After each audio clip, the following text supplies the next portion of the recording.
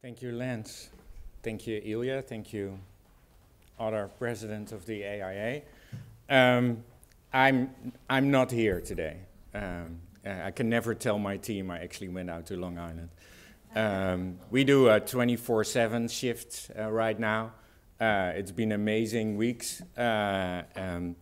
We reinvented the word sleep, me personally, going back and forth to the Netherlands as well. So I just got an email from my project manager, Amy, saying, "What are you doing on Long Island in the snow?" It's so I'll be heading out very soon, and I'm going to miss your whole day, which I think is unfortunate.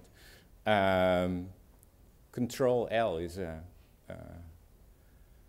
it's different than the Apple. Yeah, there you go. So I'm going to give you a talk from my perspective on loan from the Dutch government. Secretary Donovan visited the Netherlands while appointed chair of the Hurricane Sandy Rebuilding Task Force. Great secretary, great knowledge guy, knows everything about the region, born and raised New Yorker, married a Jersey girl, so, you know, architect, marries a landscape architect. A better chair for the Hurricane Sandy Rebuilding Task Force you could not envision.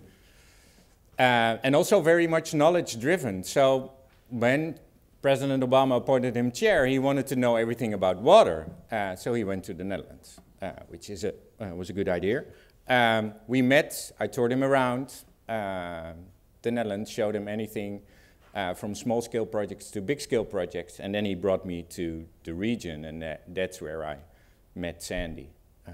And you all met Sandy in one way or the other, or your families met Sandy, or your practices, or your workers, or yourself, and your houses, and your businesses. And this is what happens. And there's this weird YouTube movie about how you name the worst in life after, you know, the most beautiful people. Sandy's possibly one of your daughters, or a pretty girl around the corner, or, you know, the cousin of your neighbors. And now we hate her.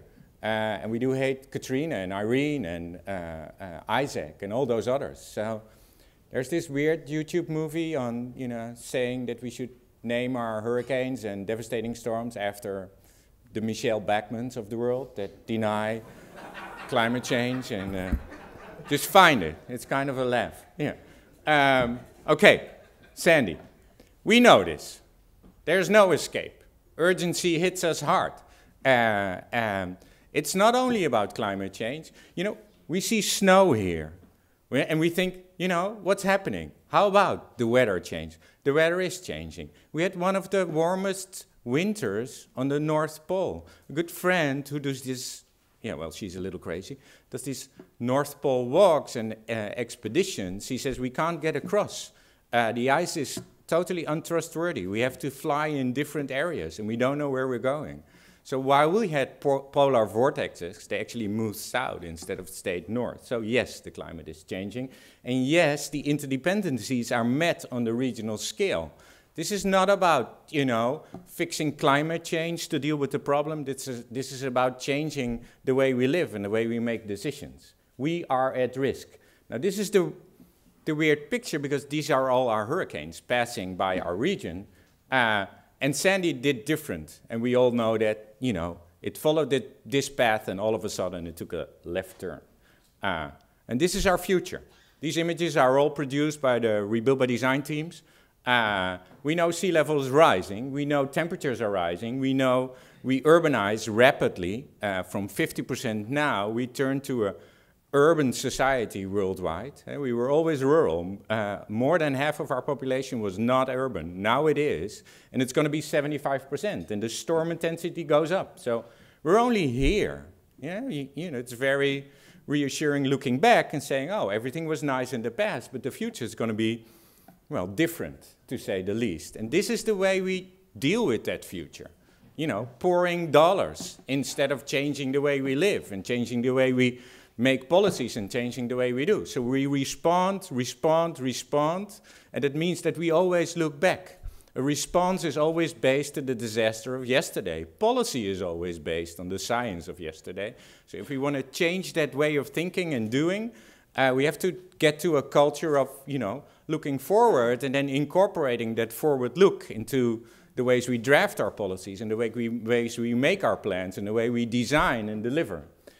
This is going up. So there's a steep curve. This is only federal dollar spending when it comes to disaster response. It's more and more. Now we know all issues have a spatial impact. We're all architects or landscape architects or planners, or perhaps we're only architects here.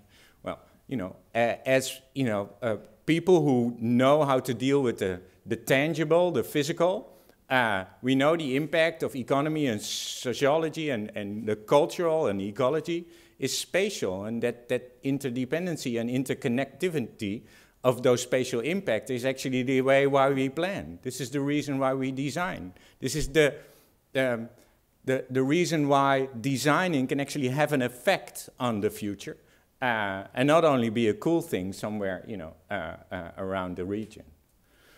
We started Rebuild by Design with this regional perspective. Sandy made no distinct between Republicans or Democrats, between New Jersey, Connecticut, or New York, between rural or urban society, between urban or shore or coast, depending on where you live. It's regional, and then across the region, those interdependencies are key. So if you look at, for instance, fuel supply, it's stored 75% in a floodplain. And this is, you know, the real floodplain. This is where, this is not about sea level rise. This is not about the future. This is the floodplain of a 100-year storm, like today. So this is not the 75% of 2050. This is the 75% of yesterday and today, of what's wrong now in this place and how hard it is to deal with these vulnerabilities. At the same time, and if you look at the power supply, it's also 75%. So the fuel is 80, and even the rest 20% of the fuel is stored and adjacent to those floodplains. So, and this is only some of the critical infrastructure we found. These pictures. This is why we're here. We don't want to be in that place again tomorrow. We never want to feel that sorrow and pain that caused our families. We want to rethink the way we live, because there's no way a society can deal with these events year in, year out.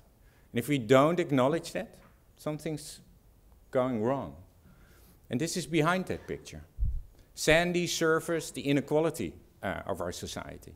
Sandy surfaced that where we're vulnerable across all sectors. We're not only physical vulnerable, we're actually social vulnerable in those places. I remember when, right after Sandy, visiting the region, and this was in Newark, but it was also in other places, where they store Agent Orange and have chemical facilities, and at the same time have low-income housing and social housing. And they closed the playgrounds because one of the guys said the soil lit up at night. That was a metaphor, of course, but that's the contamination. They found so much contamination in the ground, but the people were still living there. And this is social housing, but the low-income housing, those houses had basements, and the people cleaned their basements themselves. You know, they carried the water out. I don't know what was in that water. You don't know what was in that water. But this is exactly the vulnerability we're talking about. This is exactly the way we try to, you know, screw up our planet and the way we live, while we should actually, you know better or different. Beautiful picture, Dutch photographer, you know, crazy guy, doesn't know anything about hurricanes, of course. So Sandy hit, and he immediately got into a chopper, a helicopter. I know him very well, Ewan. I said, what did you do? He said, well, you know, electricity went out, and I thought, this is, I need to see this. So he went up, he took this picture. But it also shows, again, how a city like New York, it's, you know, it's kind of a big place. Also pretty important, not only for the US. Over 12% of the economy of the US is made here in this part of the, you know, part of the nation. It's also a pretty much important metropole for the rest of the world. Sandy, as a storm, might have not been the biggest storm ever. You know, if you compare them to the ones in Asia or elsewhere in the US or Africa and South America, if you compare them to disasters like earthquakes or a combination of those. But Sandy hit New York in a place everybody relates to. You know, if you live in Japan or in Russia, in Africa or in South America, everybody knows New York. New York is a little bit the world because it has all these cultures and people that live from everywhere. So Sandy also had the opportunity to talk differently about climate change because it hit a place we were all familiar with. But it's always a short stretch. There were not a lot of people affected by Sandy in New York. More people were not affected by Sandy than were affected. So having this tension, this stretch, this momentum to respond and act and prepare differently is always very small. It's right in that moment when the federal government installed a Hurricane Sandy rebuilding task force, appointing Sean Donovan. It's also at that moment where the states brought in their initiatives, building upon the Plan YC, the SUR report, the storm recovery efforts of Governor Cuomo and the New York State 2100 plan, and the Sandy recovery work of Governor Christie with Mark Fazan's office.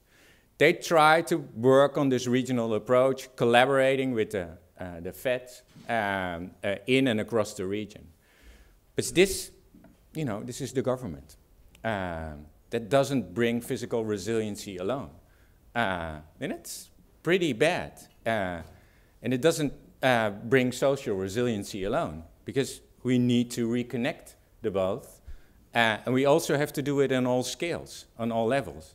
It is really about people. So this is from one of our teams, the SCAPE team. It's a landscape architecture firm. They work with, you know, Israeli people and great engineers, Parsons Brinckerhoff, and so they have a whole group. But they also work with Harbor School. So this is not a design school. You don't teach baseball. They don't teach baseball there. They teach how to dive. So if you do sports at the Harbor School, you go swim. You know, you get wet. Harbor School is really about the culture of water and reconnecting that culture of water with education and understanding the dependencies mankind has on water. And, you know, as a Dutch guy, I always very much relate to those places because we understand what water is, not only from a threat, but actually as an asset. Water makes the economy tick. Without water, our factories you can close. But without water, we're pretty much alone as human beings, and we will dry out. New York took care of their drinking water pretty good, but it's not always the case, and it's especially not everywhere in this region. Now, this Harbor School puts a program together where they not only teach their own children what water is, they actually do a collaboration with all high schools in New Jersey and New York, trying to develop programs where kids actually learn what water means. And it's exactly the SCAPE team that embraced that part of changing a culture into their design. So design is not always about, you know, developing something cool. It's also about the process and the reconnection and starting off the ground with the people and the mindset there. I got a great T-shirt from the Harbor School the other day. Actually, three, one for Secretary Donovan, one for Secretary Duncan for education, and of course they also gave me one. And they all had letters. So I opened the letter, and it was a letter by one of the kids at school. And he, George, he wrote to me the importance of water in his own words. And it was a kind of a cool thing to get. I cherish those things because this 12-year-old really understands probably better than a lot of us in the room, or at least a lot of us out there, what it is. When I started at the Sandy task force, I said to Secretary Donovan, I said, Sean, we have to work on an educational program. You know, Sandy goes to school. And then in New Jersey, it's too hard to talk about climate change on school. There's even a law against it. That actually got that out of the way. But we have to start with our kids. They know. This is not where we want to be. We have to the response to this is let action. So we rebuild. Illya showed the pallets, or you know, just around the corner of his house probably. I've seen them in the region. I've been to the south tip of New Jersey and all along the shore, and then inland, and Long Island, Connecticut, Rhode Island, of course the city of Manhattan. But time to think is hard. You know, it's perceived a waste of time, thinking. We want action. You know, the next elections are tomorrow, and before you know it, if we invest in thinking, we lose out on action and deliverables. But if we don't think, we might end up doing the wrong stuff. So, in my words, and that's exactly what we did with Rebuild by Design, we need to take a sabbatical. Not alone, you know, not in isolation, not in a monastery or a cloister or, you know, on an island, but together. And at the same time working in our current conditions, we have to take a step out of that reality to be introduce that maximum reflective perspective to everything we do, to add value and add knowledge and add. And it's very hard in our normal current perspectives, in the boundaries we set for ourselves.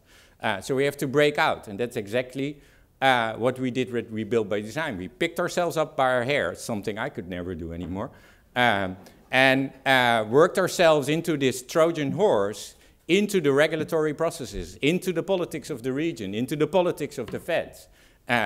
You know, something good in this case.